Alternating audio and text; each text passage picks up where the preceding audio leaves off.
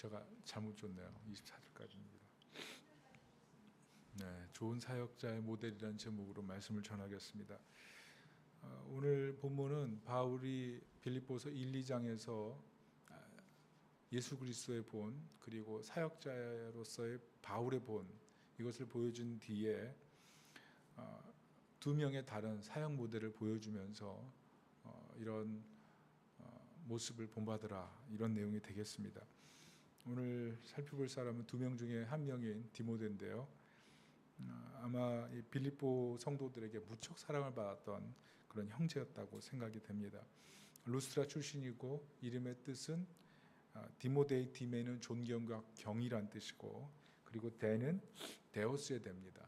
그래서 존경과 경이, 신, 이런 의미가 함축되어 있는 이름이라고 할 수가 있어요. 어머니 유니게, 그리고 할머니 로이스, 그리고 아버지는 헬라인입니다. 그러니까 어릴 때부터 이중 문화 속에 자랐어요. 그렇지만 유대인들은 모계가 유대인이면 자녀도 유대인이죠. 그래서 디모데는 어릴 때부터 하나님 말씀으로 양육을 받은 그런 믿음의 아들이었다, 이렇게 볼 수가 있습니다. 그렇지만 디모데는 뭐가 없어요? 할례 받지 않았어요. 그러고 보면 철저하게 헬라적인 문화의 소양 아래서 자랐다, 이렇게 볼 수가 있습니다. 왜냐하면 헬라인들은 할례 자체를 굉장히 혐오스럽게 생각했거든요. 그래서 유대인들을 배척한 이유 중에 하나가 할례 때문에 그렇습니다. 그런데 유대인들이 로마 사회에서 안정적인 생활을 누릴 수 있었던 이유는 그들이 금융업에 종사했고, 또 하나는 그들이 가이사랴가 왕이 될 때 막대한 후원을 여러 번에 걸쳐 했기 때문에 안정적인 지위를 누릴 수 있었던 것입니다. 하여간 바울을 만나고 나서 디모데는 엄청난 변화를 경험했어요. 루스드라에서 예수님을 인격적으로 경험하고 바울의 2차 선교 여행에 동행하기 시작했는데, 바울이 얼마나 이 디모데를 보면서 마음의 감명을 받았는지 여러 표현을 합니다. 동역자다, 나의 형제다, 그리스도의 종이다, 주 안에서 사랑하고 신실한 자녀다, 나의 아들이다, 좋은 표현은 다 해놨어요. 다. 이것을 보면 그가 사도 바울의 사역의 핵심 인물이었다는 것을 알게 되고, 또 무엇보다 디모데가 굉장히 유약한 아들이었지만 바울과 함께 있으면서 굉장히 성숙한 인물로 변화되었다, 이런 것들을 유추해 볼 수가 있어요. 바울 참 위대한 사역자였어요. 그런데 그 위대한 이유가 본인 혼자 사역을 뛰어나게 잘한 것이 아니라 옆에 데리고 있는 동역자들을 그리스도 안에서 훌륭한 일꾼으로 키워냈기 때문에 더 위대한 사역자다, 이렇게 표현할 수가 있다는 것이죠. 그러고 보면 한번 생각해 보세요. 나는 좋은 멘토인가? 내 주변의 사람들이 영적인 하나님의 동역자로, 존귀한 그리스도의 종으로, 예수님의 성품을 닮은 그런 좋은 일꾼으로 잘 자라고 있는지를 한번 생각해 보세요. 저도 이 자리에 오기까지 많은 분의 그 땀방울 속에서 이렇게 자라날 수가 있었는데요. 주변에 보세요. 신앙이 있지만 아직도 응석바지처럼 위기와 시험이 오면 웅크리고 아무것도 안 하려고 하는 그런 마음을 갖고 있는 그런 분이 있지 않은지, 그리고 예전에 상처받은 것을 아직도 곱씹으면서 자유를 누리지 못하고 있지는 않는지. 예수님께서는 이전 것은 지나갔으니 보라 새 것이 되었도다 하셨고, 성령이 내주하셔서 카운셀링, 우리를 위로하시고 격려하시고 세워가시는 그 성령을 부어주셨는데, 여전히 성령의 능력과 말씀을 의지하기보다는 옛 생활에 만족하고 있는 그런 분이 주변에 있지는 않은지, 우리가 좋은 멘토가 돼서 디모데와 같은 인물을 키워내는 그런 사람, 오늘 바울을 보면서 우리가 그런 꿈을 가져야 된다고 믿습니다. 그렇다면 바울이 키워내고 싶었던 사역자의 모델은 어떤 사람이었을까요? 오늘 세 가지로 살펴봅니다. 첫째는 그리스도의 사랑이 가득했던 사람, 그런 인물을 키워내고 싶었습니다. 그게 19절인데요. 같이 한번 다시 읽어보도록 하겠습니다. 19절 시작. 나는 주 예수 안에서 디모데를 여러분에게 곧 보내고 싶습니다. 그것은 나도 여러분의 형편을 알므로써 격려를 받으려는 것입니다. 이게 무슨 말이냐면 빌립보서 1장 28절 30절 보면 사도 바울이 빌립보 상황을 보면서 굉장히 마음에 애타했어요. 왜냐하면 대적들로 인해서 박해를 받고 있던 그런 상황이었거든요. 대적들이라는 것은 3장에 나오는 거짓 선생들, 신학적인 박해, 신앙적인 박해, 이런 것들이 있었던 것 같습니다. 감옥에 있으면서 빌립보 성도들의 이런 애타하는 모습을 보면서 소식을 제대로 알고 있지 못하는 것이 너무나 속상했던 것 같습니다. 그래서 디모데를 보내려고 했던 거예요. 오직 사랑 때문이죠. 뭐 감옥에 있으면 외롭지 않겠습니까? 갇혀 있는데 편하겠습니까? 먹는 것이 좋습니까? 뭐 지금처럼 뭐 지금도 감옥은 좋지 않죠. 그러나 옛날 감옥으로 하면 제가 빌립보서 처음에 시작할 때 말씀드렸지만 옛날 감옥은 그냥 물 웅덩이였어요. 물 웅덩이에 물이 마르면 그 웅덩이에다가 바닥을 치고 거기 죄수들을 넣었어요. 그리고 그 위에다가 천정을 만들고 그 천정 위에 집을 만든 겁니다. 그러니까 이 감옥으로는 빛이 들어갈 틈이 없어요. 그래서 감옥에 갇혔다 하면 10중 8구 죽어서 나오거나 환자가 되어 나올 수밖에 없는 겁니다. 그러니까 긴 감옥 생활을 한다 그러면 그 사람의 미래를 가늠할 수가 없어요. 그러니까 감옥에 갇힌다는 것 자체가 굉장히 불우하고 어려운 일인 것입니다.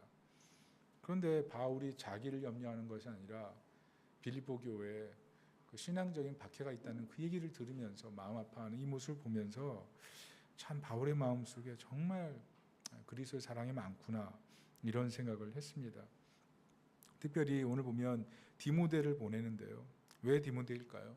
그것은 바울이 디모데를 보내려고 할 때 빌립보 교인들이 그를 만날 것을 기대함으로 빌립보 교회에 있는 핍박의 상황을 견뎌낼 수 있으리라고 믿었기 때문에 그래요. 그만큼 빌립보에 있는 성도들은 디모데에 대한 기대감이 컸습니다. 왜냐하면 사도행전 16장에 보면 사도 바울이 디모데와 함께 빌립보 교회를 세우는 그 사역을 사도행전에 보면 빌립보 교회를 세우는 사역을 하는데 그 이후로 디모데의 어떤 좋은 소문들이 계속 흘러들어가면서 디모데 하면 바울의 분신, 영혼의 새로운 자아로 인식을 했기 때문에 빌립보 교우들도 디모데가 온다면 우리가 이 위기를 타개할 수 있을 것이다 이렇게 생각을 할 수 있었기 때문에 그렇습니다. 직접적으로 사도 바울이 20절에 뭐라고 해요? 이렇게 얘기합니다. 디모데와 같은 마음으로. 무슨 말입니까? 사도 바울과 디모데가 같은 마음으로 형편을 염려하여 줄 그런 사람이었다는 거죠. 디모데는 정말 성도를 사랑할 수 있는 그런 마음 자세가 있었던 그런 분이었던 것 같아요. 왜 어떻게 이렇게 자신할 수 있습니까? 빌립보 교회에 소문이 날 만큼 그리고 사도 바울이 오랜 사역 기간 같이 사역하다 보니까 이 사람은 정말 신앙적으로나 성품적으로 너무나 좋구나 이걸 확신할 수 있었다는 거예요. 헬라 원어로 보면 이 같은 마음이라는 게 같은 영혼을 가진 사람. 신학자들은 이렇게 했어요. 바울의 두 번째 자. 그러니까 사도 바울과 똑같았다는 거예요.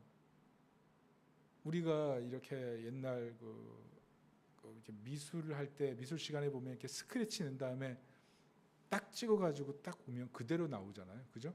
미술 물감 뿌려가지고 딱 하면 그대로 나오는 것처럼 그런 사람이었다는 거죠.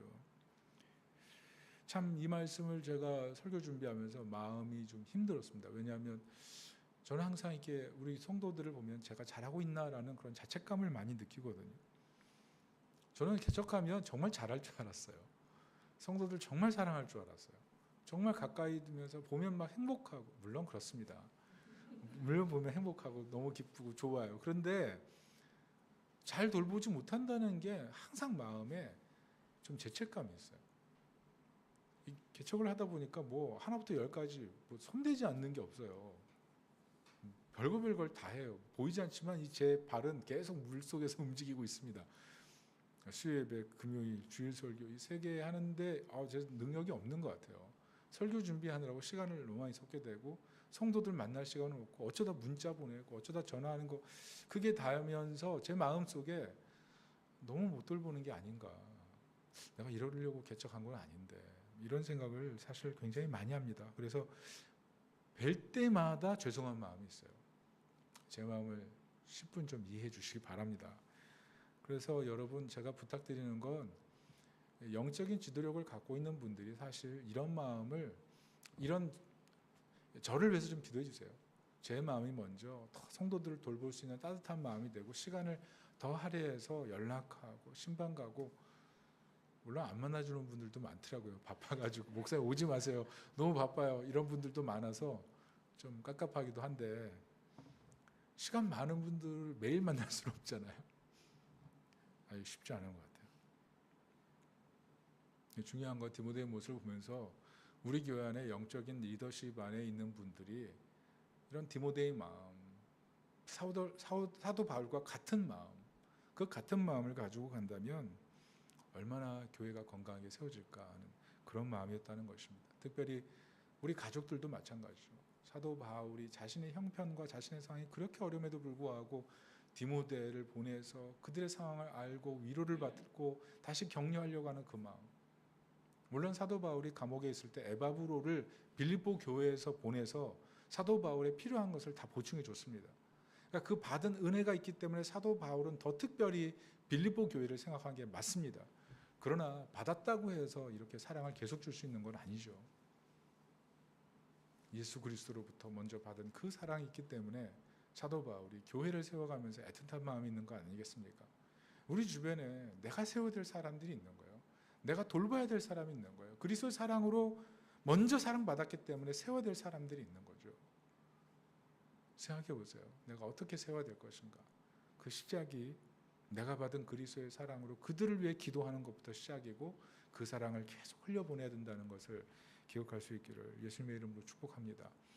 두 번째는 영적인 경건과 주님의 일에 진심을 가진 사람. 이게 사도 바울의 꿈이었습니다.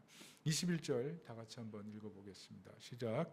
모두 다 자기의 일에만 관심이 있고 그리스도 예수의 일에는 관심이 없습니다. 이거 소명자의 분명한 우선순위와 같은데요. 하나님께서 맡기신 소명을 감당하려고 하면 정말 해야 될 것이 무엇이냐면 자기 권리를 내려놓는 것입니다. 멈추라면 멈추고 가라면 가는 거고, 부르시면 따라가는 거고, 버릴 것을 버리고, 그게 소명자의 진정한 모습이라는 거죠. 제가 요즘 돌을 묵상해요. 돌. 저번에 한경직 기념관 우연히 가서 첫날 돌을 한 10분을 쳐다보면서 묵상하라 그래가지고 돌과 대화하라 그랬어요, 사실은. 그래서 돌과 어떻게 대화해요? 야, 이런 어려운 질문을 다 하나 갑자기 선문답처럼. 근데 그 후로 제가 요즘 돌을 묵상해요. 근데 돌을 보면 여러분 무슨 생각을 하십니까? 차갑다, 왜 저기 있을까? 뭐 이런 생각하게 되지만 잘 들여다보면요, 돌은요 스스로 움직이지 않습니다. 스스로 빚어지지 않습니다. 스스로 따뜻해질 수도 없습니다. 스스로 원하는 위치에 갈 수도 없습니다. 요즘 이 돌에 대해서 묵상하는 게 이런 거예요. 돌은 완전히 수동형이에요. 누군가의 손길, 은혜가 입혀져야 이동할 수 있고 따뜻해질 수가 있고 원하는 위치에 갈 수도 있고 빚어질 수도 있는 거죠. 하나님께서 왜 돌로 만든 제단, 손으로 빚지 않은 제단으로 하나님 앞에 예배해 드리라고 했는지 깊이 묵상하게 돼요. 자연의 엄청난 풍화작용을 그대로 다 받아들인 거 아니에요? 심지어 그 큰 돌이 모래가 되잖아요. 그 모래가 되기까지 철저하게 순응해 나가는 그 돌. 아, 내가 돌이 돼야 되겠다. 요즘 그런 생각을 해요. 주님이 원하시는 대로 빚어져야지. 주님이 따뜻하게 하시면 따뜻함을 입어야지. 주님이 원하시면 그 모습대로 깎여 나가야지. 주님이 원하는 곳에 가라면 그 자리에 내가 있어야지. 그게 돌 아니겠어요? 근데 우리의 신앙이 그래야 된다는 거죠. 그래서 우리에게 자기 부인이 필요한 겁니다. 그래서 우리는 항상 내 선호감이 좀 바뀔 필요가 있어요. 사도 바울이 많은 사역자를 키워냈는데 주변에 어느덧 동역자들은 많다고 하지만 이렇게 디모데처럼 같은 마음으로 그리스도의 일에 진심을 다하면서 경건의 훈련을 쌓는 그런 사람을 추천해 주기는 쉽지 않았다는 거죠. 대부분 자기 명예를 추구하고 자기 나라를 추구하고 하나님 나라와 하나님의 영광보다는 선호가 된 것이 다른 것을 많이 봤다는 것입니다. 청교도 역사를 보면 청교도들은 사역자를 키워낼 때 첫 번째, 설교 못하면 목사 안수 주지 않았어. 두 번째는 경건의 훈련이 제대로 되어 있지 않으면 이 사람도 목사를 내보내지 않으려고 했습니다. 제일 원인은 설교 못하면 목사 안 시켰어요. 근데 사실 이 설교의 능력이라는 게 뭡니까? 결국 기도와 말씀 연구의 시간을 통해서 나오는 강력한 능력이거든요. 저도 보면요, 뭐 바쁘다는 핑계로 기도가 좀 약해지잖아요. 그런 말에 권세가 없어요. 영적인 힘이 없어요. 하나님의 임재와 기름 부음을 경험하지 못한 상태에서 나가서 이 원고만 읽으려고 하는데 아무리 원고가 잘 준비돼도요, 설교가 은혜롭게 안 나가요. 특별히 전날 밤에 설교 준비 다 한 다음에 진짜 준비 잘 됐다, 이런 날은 그 다음날 100% 죽을 써요. 왜? 설교 원고가 잘 된 것 때문에 더 매달리지 못하니까. 그러나 원고가 제대로 준비가 안 됐을 때는 더 하나님에게 매달려요. 그럼 하나님께서 은혜를 주시는 경우가 더 많거든요. 근데 기도한 말씀으로 준비가 될 때 풍성하게 사역자로 설 수 있었다는 거죠. 그런데 디모데는 그런 경건의 훈련이 돼 있었고 사심 없이 진솔하게 하나님의 일들에 힘을 썼던 그런 인물이었다는 것입니다. 그래서 우리가 한번 돌아봐야 돼요. 우리가 말 잘할 수 있거든요. 근데 실체가 없는 신앙일 수가 있습니다. 우리가 헌신한다고 결심할 수 있어요. 근데 현실에서 실체가 나오지 않을 수가 있거든요. 피상적인 신앙으로 머무른다면 그것만큼 무능한 신앙이 어디 있겠습니까? 사역하다 보면요, 사역지를 떠나는 사역자들을 때로 봐요. 물론 여러 가지 어려운 상황이 있기 때문에 그런 결단이 내려지는 경우들이 있습니다. 물론 사역을 충성스럽게 하다가 못하는 경우들이 있어요. 그런 건 예외로 하고, 그러나 하나님 안에서 경건한 끊임없는 하나님을 추구하고 진솔하게 그리스도께 다가가는 그런 모습이 없기 때문에 결국 사역을 중도하차하는 그런 경우라면 그것만큼 안타까운 일이 어디 있겠습니까? 실제로 그리스도의 종들에게 참을 수 없는 존재의 가벼움들이 있어요. 참을 수 없는 존재의 가벼움. 그런 것을 볼 때 우리가 너무 안타깝잖아요.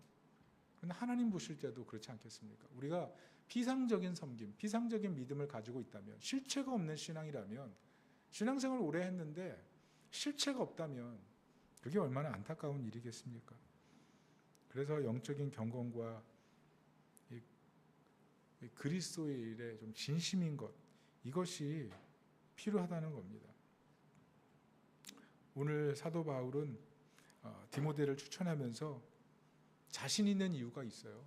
사도 바울의 가슴에는 오랜 경건 생활을 통해서 그리스도에게 진심으로 다가가면서 그 마음에 불이 있는 거예요. 불. 여러분, 사도 바울이 디모데가 유약해가지고 힘들어할 때 뭐라 그럽니까? 내게 은사에서 그 은사가 불일듯 일어나기 위해서 기도했다 그러잖아요. 그래요. 유약했던 사람이에요. 그런데 하나님 앞에 기도하고 나아가면서 가슴 속에 불이 생긴 거예요. 불.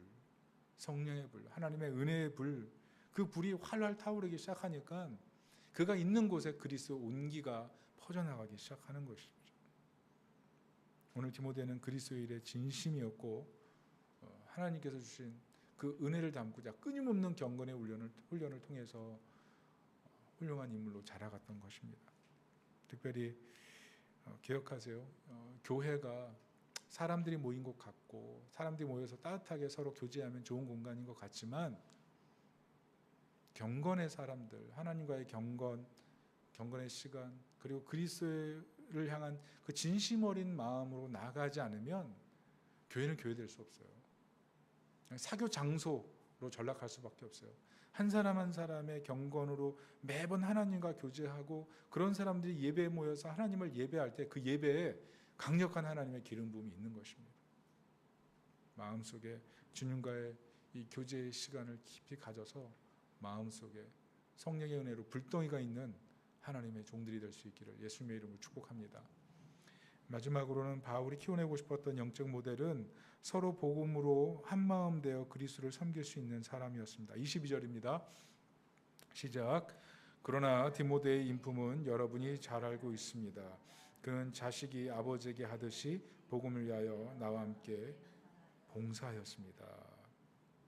제가 이 말씀을 보면서 세상에서 가장 힘든 일이 무엇일까 생각했어요. 왜 그런지 아시죠? 한마음 되는 게 가장 힘들어요. 사도 바울이 사역하면서 그런 걸 경험하지 않았겠습니까?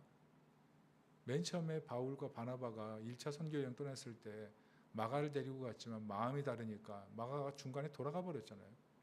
한마음이 되는 게 어려워요. 사도 바울이 복음을 위해서 목숨을 걸고 사역했지만 사도 바울이 감옥에 갇힌 것을 도리어 기뻐하던 사역자들이 있었지 않습니까? 한마음 되는 게 어려워요. 그런데 오늘 사도 바울이 왜 디모데에 대해서 자긍심을 가질 수 있었냐 하면 바울과 한마음이 돼서 함께 사역할 수 있었기 때문에 그렇습니다. 특별히 어떻게 표현했냐면 아들이 아버지에게 하듯 그렇게 복음을 위해 함께 봉사했다는 겁니다. 제가 아버지에게 아들이 하듯이 도대체 이게 어떤 의미일까 생각해 보니까 아이는 아버지에게 어떻게 해요? 어린아이는요 아버지에게 존경을 표합니다. 그냥 아버지가 너무 크게 보여요. 그렇지 않아요? 아버지는 힘도 세잖아요. 아버지는 밥도 많이 먹잖아요. 그리고 아버지는 막 어떻게 해요? 뭐라 그럴까요? 막 손으로 그네도 태워주죠. 뭐 목마도 해주죠. 세상에 아버지 같은 존재가 어디 있어요? 그러면 아이가 아버지를 볼 때 어때요? 너무 행복해지죠. 존경심을 가지게 되죠. 보자마자 쾌활해지죠.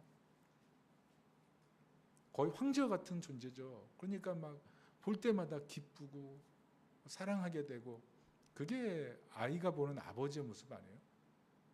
특별히 뭐 유튜브나 이런 데 쇼츠 보면 파병 나간 군인이 뭐 자녀의 학예회나 졸업식에 갑자기 나타났을 때 그 자리에서 자기 아버지를 바라보는 그 자녀들의 그 깜짝 놀란 표정, 감동하는 표정, 벅차는 표정, 사랑스러운 표정, 달려가서 얼싸안고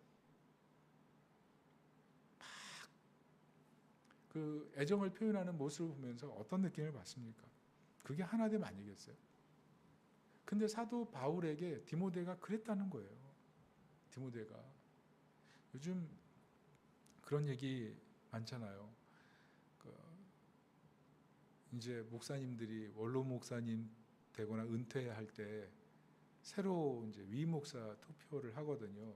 투표하기 전에 그 교회에 잘 적응할 수 있도록 위임 목사 되실 분을 1년 정도 같이 사역을 합니다.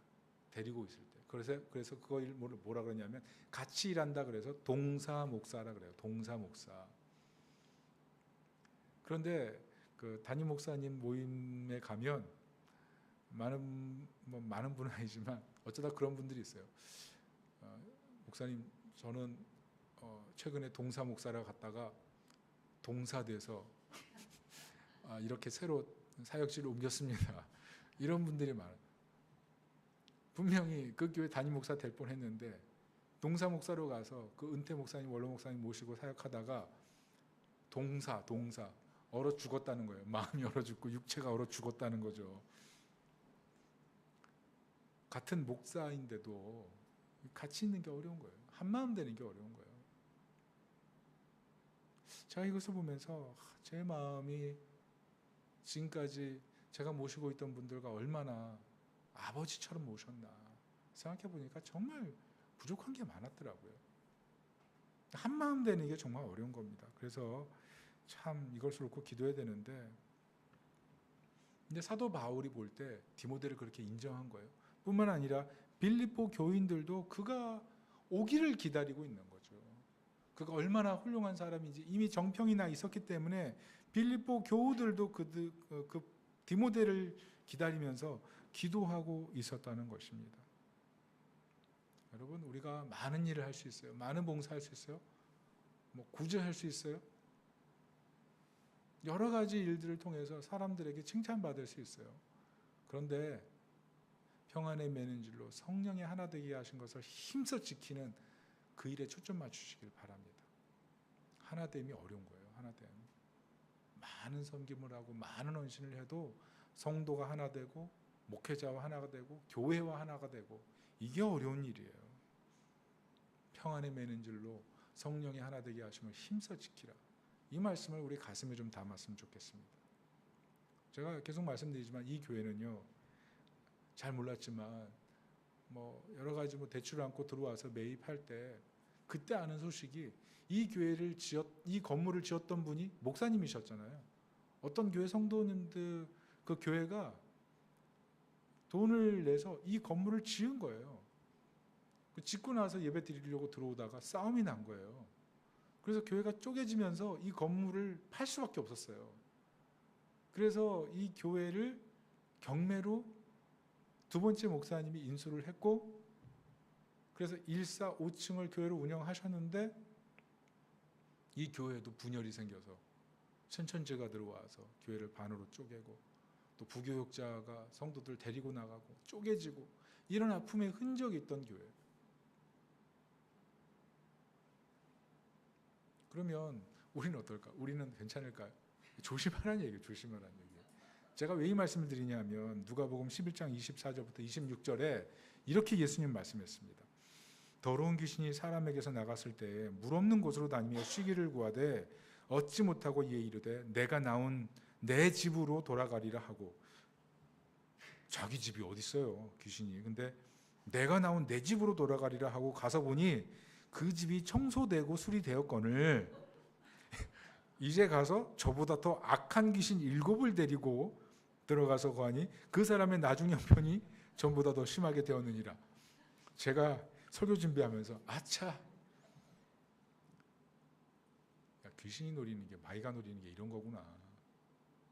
수리하고 소재하고 하나님의 교회를 왕성히 세우려고 할 때 더 공격이 심하구나. 롤란드 베이톤이 쓴 마틴 루터의 생애라는 책을 보면 그 책을 넘기면 사파가 많아요.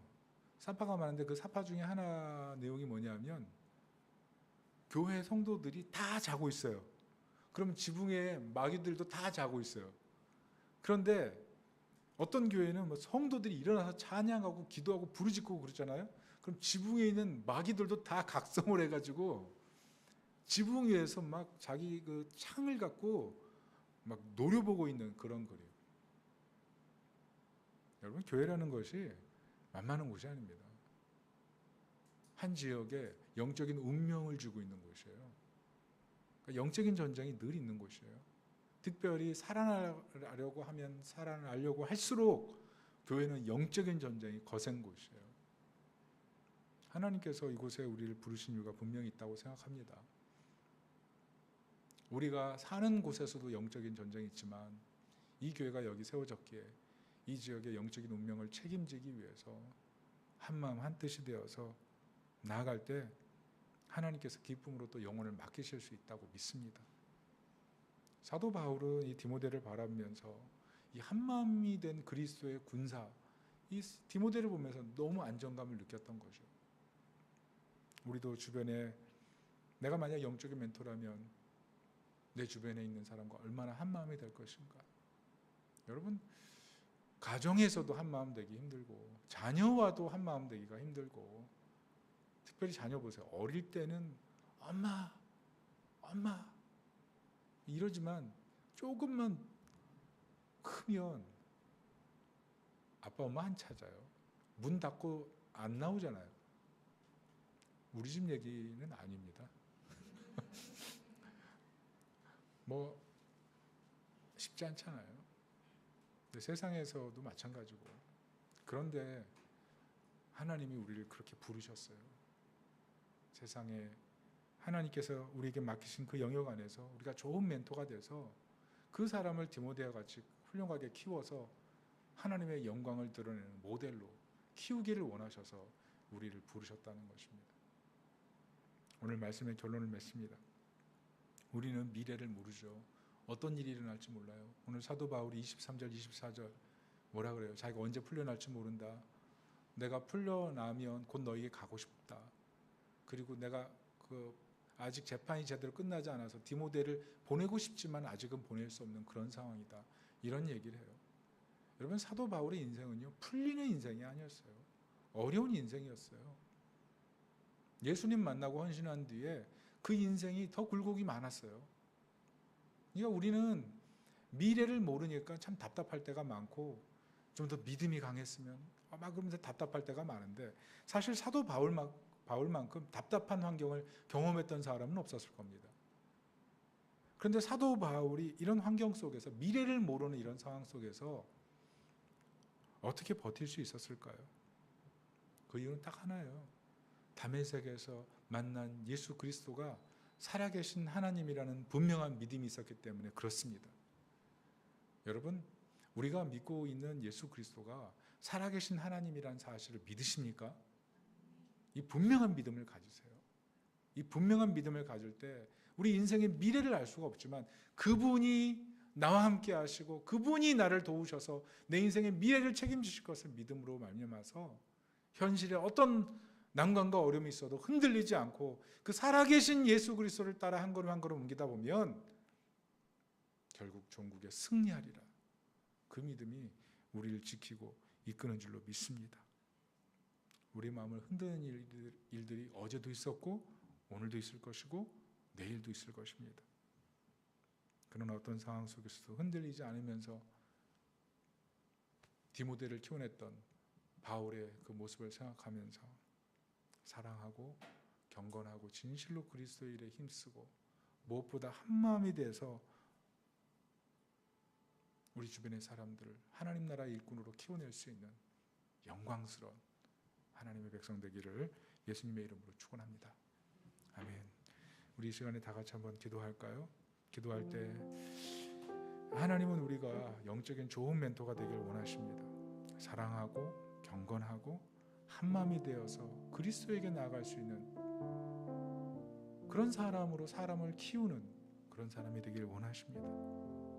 우리가 그 일을 해야 될 이유는 하나예요. 세상이 힘들고 살아가는 게 어렵고 때로 무겁고 마음이 편안하지 않을 때가 있지만 주님 살아계세요. 우리 예수님 살아계셔서 우리를 돕고 계시고 우리 인생 끝날까지 이끄실 것입니다. 그 주님이 지금 예배 가운데 함께 하시고 우리를 사랑하시고 우리를 응원하고 계십니다. 그렇다면 중도에 포기할 이유가 없는 것이고 우리를 위해 십자가 지시기까지 순환받고 우리에게 승리를 주시려는 그 주님의 기대 앞에서 내가 있는 환경 속에 좋은 멘토로 서가는 것, 그 일을 영광스럽게 생각하며 감당해야 될 것입니다. 이 시간에 하나님, 내가 그 길을 갈 수 있게 도와주옵소서. 우리 다 같이 기도하겠습니다. 하나님, 우리가 좋은 영적인 멘토로 설 수 있게 도와주옵소서. 사랑하고 경건하고 한 마음 한 뜻이 되어 하나님의 사람으로 사람을 키워낼 수 있는 하나님, 우리가 좋은 영적인 멘토로 바울이 디모데를 키워내는 것처럼 우리도 우리 가족들, 우리 주변의 지인들, 내게 맡겨진 환경 속에서 그렇게 하나님 나라를 세워가는 영광스러운 믿음의 사람이 되어야 될 줄로 믿습니다. 주님, 사단이 얼마나 시험하고 사단이 얼마나 우리를 흔들고 우리를 얼마나 연약하게 만듭니까? 주님, 어떤 상황이 있더라도 흔들리지 말고 우리 주 예수 그리스도를 붙들고 성령 안에서 주님이 내게 베푸신 그 사랑을 생각하며 사랑하고 경건하며 한마음이 되어 나아가 하나님 우리에게 맡겨진 사람들을 그리스도의 장성한 분량에 이르게 하고 그들과 함께 하나님 나라를 세워가는 믿음의 인물이 우리가 되게 도와주옵소서. 오늘도 우리의 믿음이 약한 것 너무나 잘 아시고 우리의 환경이 연약함도 너무 잘 아시고 하나님, 우리의 마음이 때로는 온전하지 못함도 너무 잘 아시는 하나님, 그러나 우리 주 예수 그리스도께서 살아계셔서 항상 살아계셔서 우리를 위해 중재하실 뿐만 아니라 우리와 함께 우리를 응원하고 계심을 믿기에 하나님, 오늘도 우리의 마음을 다시 한번 고쳐잡고 우리가 있는 자리에서 견고하게 하나님의 일들을 감당하고 하나님 백성으로 서 있도록 인도하여 주시옵소서. 우리 찬양하겠습니다.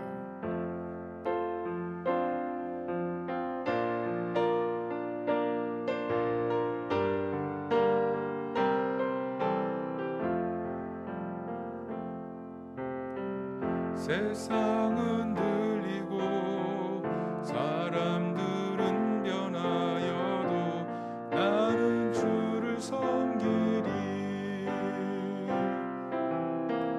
주님의 사랑은 영원히 변하지 않네. 나는 주시네. 오직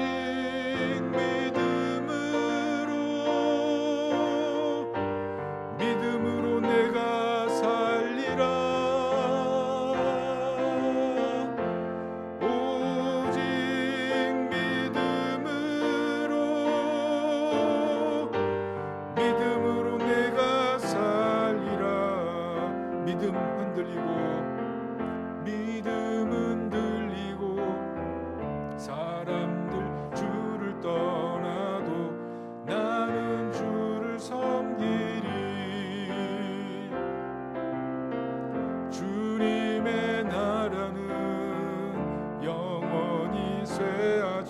않네. 나는 주를 신뢰해. 오직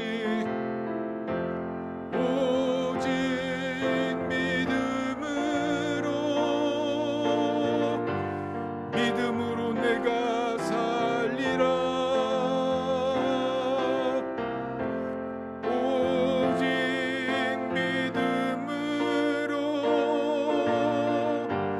믿음으로 내가 살리라.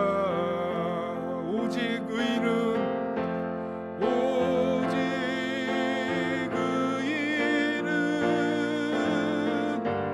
믿음으로 말미암아 살리라. 오직 의인은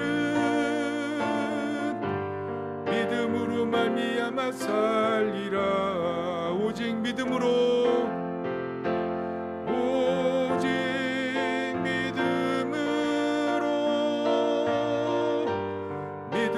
내가 살리라.